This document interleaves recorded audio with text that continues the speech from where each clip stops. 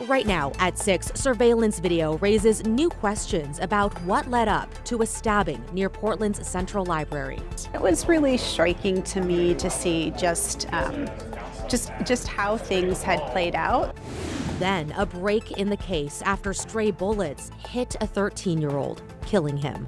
Liam was a big part of our community. As the search continues for 2 more suspects still on the run.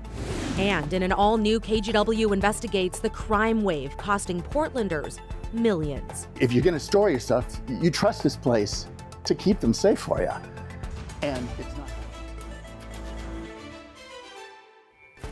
We begin here at 6 with a court appearance for 3 people charged in a stabbing outside Portland's Central Library. Thanks for joining us. I'm Christine Pitawanich. This evening, newly released video is raising questions about what really happened as both a county chair and city commissioner voice their concerns. Devin Haskins has been looking into it. Devin, what did you learn?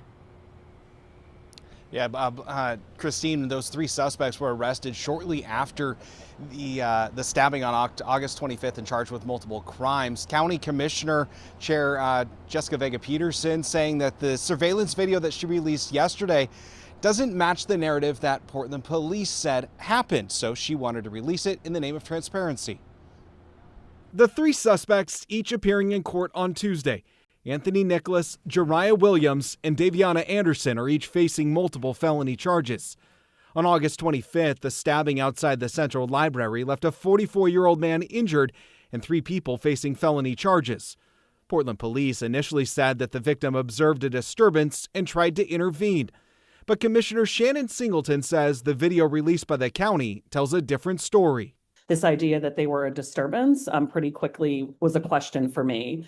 That was the first thing that I really noticed and saw. KGW News also talked with County Chair Jessica Vega-Peterson, who called for the video's release. It was really striking to me to see just how things had played out. That was different than what we had heard about, I think, in the media and with some of the initial reports. The 2 videos are silent, which leaves several questions unanswered about what was said leading up to the confrontation. At one point, the victim does confront the group, then walks away. But a short time later, the group walks across the street and a confrontation occurs. Now, it's hard to make out what the victim has in his hands as he swings wildly at one of the individuals before they disappear into the dark background and a streetcar then blocks the view. I think for me, it was there's more to this story and not, again, being able to see the sequence of things and when he actually was stabbed. I'm not clear if he was defending himself or if it was the other way around. I don't think anything means that he deserved to be stabbed. I want to be really clear about that. That behavior is not acceptable either. Both Singleton and Chair Vega-Peterson say it's about transparency and making sure racial stereotypes don't shape the public narrative. This isn't about dictating the right and wrongs of the case. That's going to play out in the judicial system as it should. We all want to make sure that justice is served, that there's accountability, and that we have safe places. But for me, the concern was just being really conscious of how we are talking about and portraying young Black people and making sure that we're not falling back on, on kind of racial stereotypes. In the end of the video, you do see the victim walk across the street and then police arrive.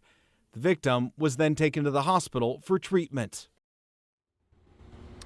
We reached out to the Portland Police Bureau for comment on this about the narrative. They declined to comment, instead referring me to the DA's office, who also said they had no statement to make today. But yesterday, District Attorney Nathan Vasquez did release a statement when Chair Vega-Peterson was trying to get that video released before releasing it herself, saying in a statement in part, it is not the role of the District Attorney's office to try criminal cases via press releases, headlines, or social media commentary.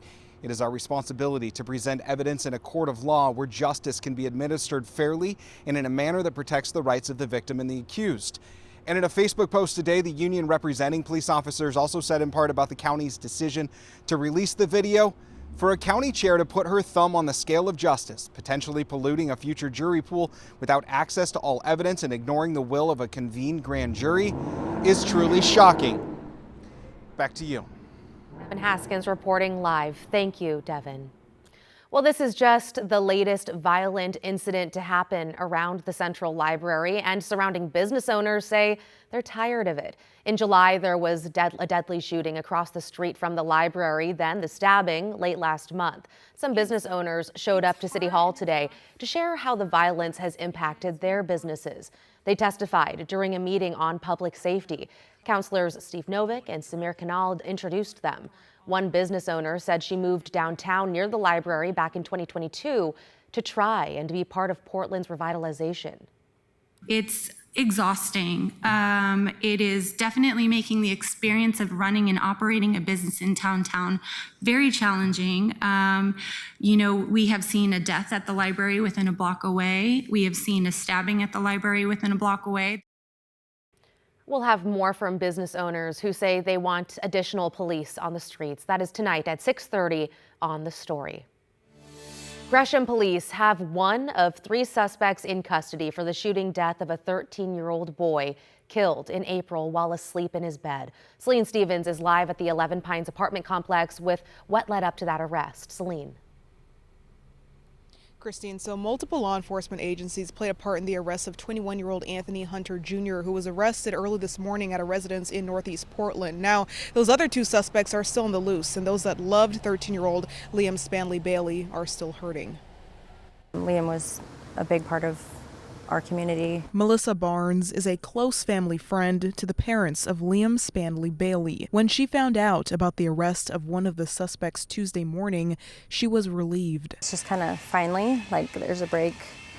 We're hoping that this obviously continues and we're able to get complete justice for Liam and the family. The 13-year-old was killed in his dad's apartment after he was hit by stray bullets that came through a shared wall with an adjacent unit. You just heard pop, pop, pop, pop, pop.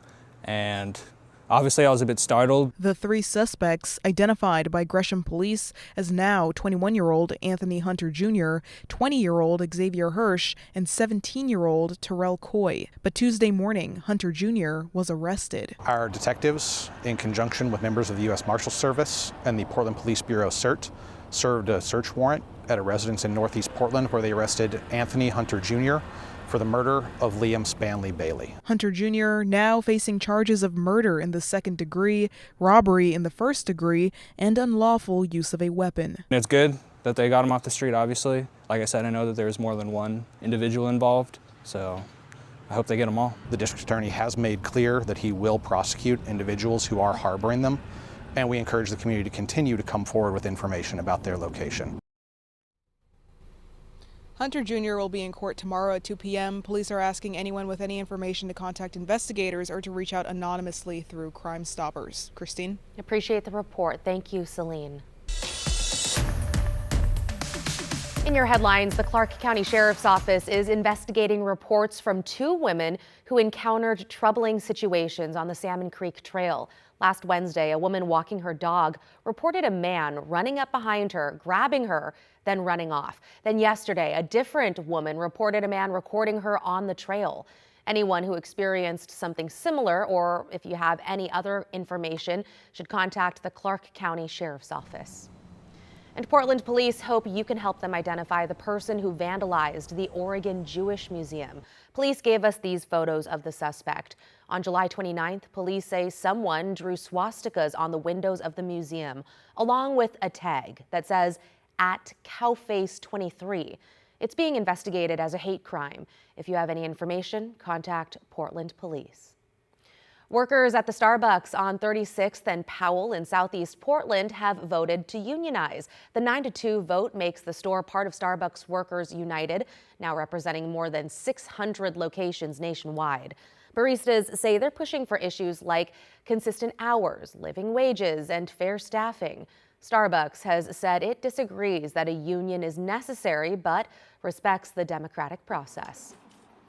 Gas prices are going up across the West Coast, and Oregon is taking the biggest hit. AAA says refinery troubles in Washington and California, plus a reported outage on the Olympic pipeline, have driven the statewide average up 16 cents in just a week to $4.14 a gallon. That is the biggest jump in the country and the highest price here since last summer.